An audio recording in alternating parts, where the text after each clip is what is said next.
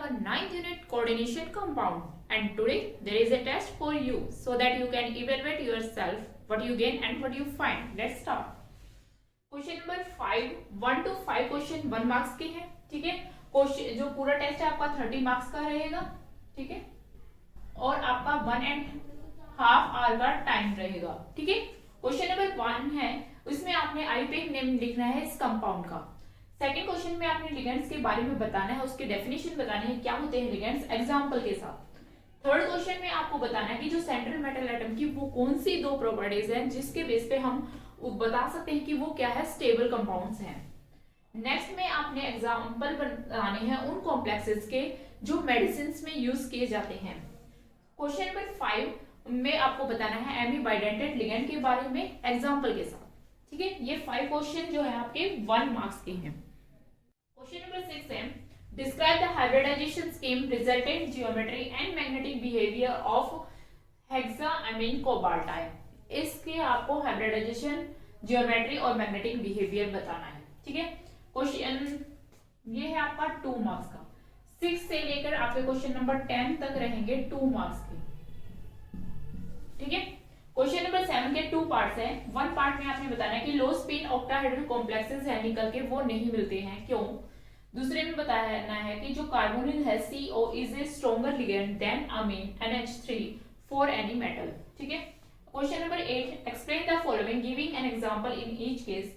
First में आपको बताना है आउटर ऑर्बिटल कॉम्प्लेक्स को और दूसरे में बाइडेंटेड लिगेंड को। एग्जांपल के साथ इन चीजों को एक्सप्लेन करना है। 1 मार्क्स का एक रहेगा आपका, ठीक है, क्योंकि टोटल 2 मार्क्स का है। नेक्स्ट है question number 9, what is an spectrochemical series. Spectrochemical series के बारे में आपको बताना है। 2 मार्क्स का दे दिया है, इसका मतलब उसकी डेफिनेशन के साथ साथ आपको स्पेक्ट्रोकेमिकल सीरीज भी बनानी है, ठीक है। तो ये आपके क्वेश्चन रहेंगे 2 मार्क्स के। क्वेश्चन नंबर 10 है, give the formula of the following compounds. इनका फॉर्मूला बनाना है अब आपने।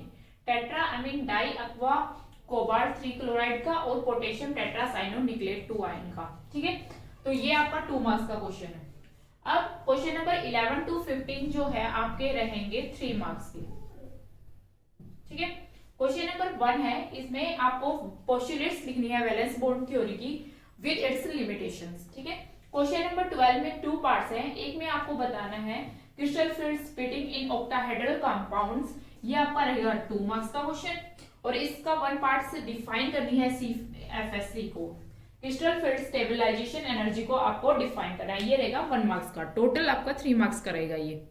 क्वेश्चन नंबर 13 है, कैलकुलेट द CFSC। CFSC निकाली है हमें इन दोनों कंपाउंड की, ठीक है। ये भी आपका 3 मार्क्स का क्वेश्चन है। Differentiate between the double salt and coordination compounds, उनके बीच में डिफरेंस बताना है। 1.5 मार्क्स का है। 1.5 मार्क्स का है अगर डिफरेंस, तो इसका मतलब है इसके डबल जो है आपको डिफरेंस लिखने हैं, यानी कि 3 डिफरेंस लिखने हैं। 3 का मतलब 1 2 3 ऐसे होता है, ना कि 1 यहाँ पर 2 लिख दो इसका 3 हो गया, मतलब एक ये बना दो, नहीं, ऐसे 3 डिफरेंस होने चाहिए यहाँ पर पॉइंट इस तरह से, ठीक है। तो जितने मार्क्स का होता है ना उतने डबल हमें उसके डिफरेंस लिखने होते हैं। मान लो 4 मार्क्स का होता 3 मार्क्स का होता तो हमने 6 डिफरेंस लिखने होते, 2 मार्क्स का होता तो 4 डिफरेंस लिखने होते, क्लियर। तो 3 डिफरेंस लिखने पड़ेंगे एटलीस्ट आपको इनके। नेक्स्ट है what are chelate and explain with example. ये भी 1.5 मार्क्स का है। एग्जांपल जरूर बताने हैं आपने हर एक की। नेक्स्ट है क्वेश्चन नंबर 15 का फर्स्ट पार्ट में आपको मैग्नेटिक मोमेंट निकालना है, म्यू की वैल्यू निकालनी है FeH2O6 कॉम्प्लेक्स के अंदर और FeCN6 कॉम्प्लेक्स के अंदर। और नेक्स्ट में आपको बताना है कि ये जो है हेक्साअमीन कोबाल्ट 3 आयन डायमैग्नेटिक है और वेयर जो हेक्सा फ्लोरिडो कॉपर जो आयन होता है 3 आयन, वो क्या होता है, पैरामैग्नेटिक होता है। क्यों होता है उसके इसको आपको एक्सप्लेन करना है। तो ये दोनों आपके 1.5 4 ये रहेगा आपका 2 मार्क्स का और ये रहेगा आपका 1 मार्क्स का, ठीक है। तो इस तरह से आपके ये क्वेश्चंस हो गए हैं 15 क्वेश्चन, 30 मार्क्स की हो जाएंगे। 1.5 आवर में आपको इसको कंप्लीट करना है। बड़ी ईमानदारी के साथ आपको अटेम्प्ट करना है पेपर, ताकि आपको पता चले कि आपने अच्छे से गेन किया या नहीं, आपको समझ आया है या नहीं, ठीक है। तो ये टेस्ट सिर्फ आपके लिए ही है। तो आज के लिए बस इतना ही। इसी तरह आप पढ़ते रहें और मुस्कुराते रहें। जय हिंद।